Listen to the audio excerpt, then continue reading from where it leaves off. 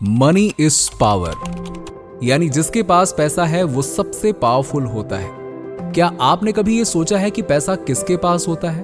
अब आप में से कई लोग कहेंगे कि सीधी सी बात है, अमीर लोगों के पास बहुत पैसा होता है। लेकिन क्या कभी आपने ये सोचा है कि अमीर लोग आखिर अमीर बने कैसे?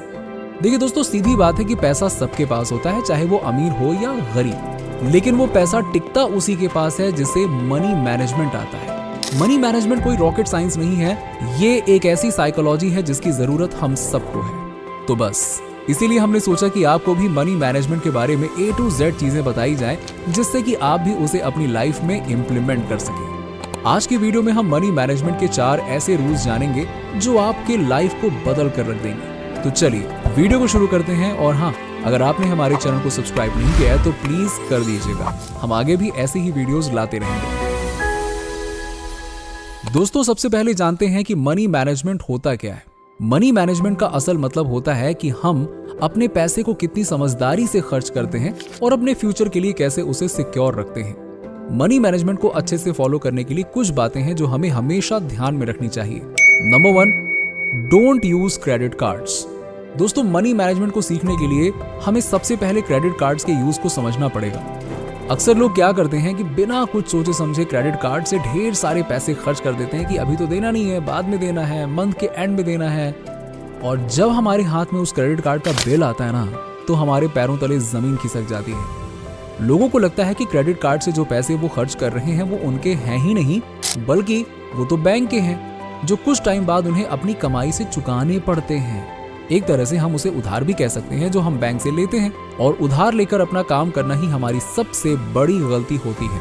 इसीलिए अगर आप सच में पैसा बचाना चाहते हैं तो सबसे पहले क्रेडिट कार्ड को बेफिजूल यूज करना बंद कर दीजिए। नंबर 2, 50-30-20।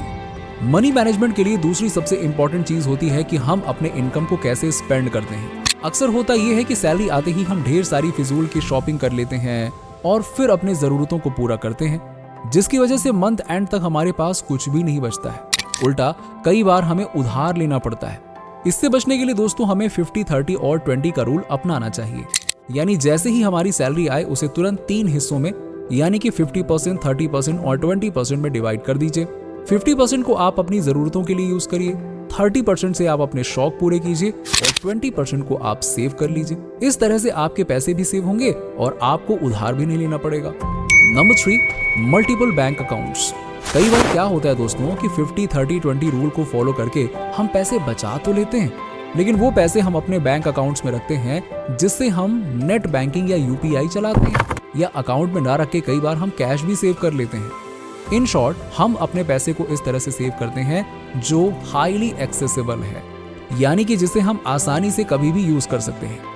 इसीलिए दोस्तों हमें एक ऐसा बैंक अकाउंट भी रखना चाहिए जहां हम अपनी सेविंग्स को इजीली एक्सेस ना कर पाएं, जहां से पहुंच थोड़ा कठिन हो, जिससे वो पैसे एक्चुअली में सेव होते रहें। ऐसा नहीं कि आपने कुछ सालों सेव किए, कुछ महीनों सेव किए, उसके बाद उसको खर्च कर दिए। क्या मतलब ऐसी सेविंग का? Number 4, think before you spend. अब दोस्तों बात करेंगे उस आखिरी रूल की जो बहुत इंपॉर्टेंट होता है। इस रूल के मुताबिक जब भी हम कुछ खर्च करने के लिए पैसे निकालते हैं तो हमें हमेशा पहले सोचना चाहिए और फिर खुद से पूछना चाहिए कि क्या इस खर्चे की जरूरत अभी है, क्या इसके बिना काम चल सकता है। इन दोनों सवालों के बाद ही आप डिसाइड करें कि आपको खर्च करना चाहिए या फिर नहीं। और अगर आप कहीं बड़ा खर्चा करने जा रहे हो तो किसी सक्सेसफुल आदमी या अपने से ज्यादा एक्सपीरियंस्ड इंसान की सलाह जरूर लेने। हो सकता है कि इससे आपके कंफ्यूजन क्लियर हो जाए और आपको पता चल जाए कि वहां खर्च करना सही है या फिर नहीं। वेल दोस्तों, आज के वीडियो में बस इतना ही। उम्मीद है कि आपको हमारी ये वीडियो पसंद आई होगी। अगर आपको हमारी ये वीडियो पसंद आई हो तो इसे लाइक करके चैनल को सब्सक्राइब करना ना भूलें। मिलते हैं ऐसी ही अगली धमाकेदार वीडियो में, तब तक के लिए बाय बाय, टेक केयर।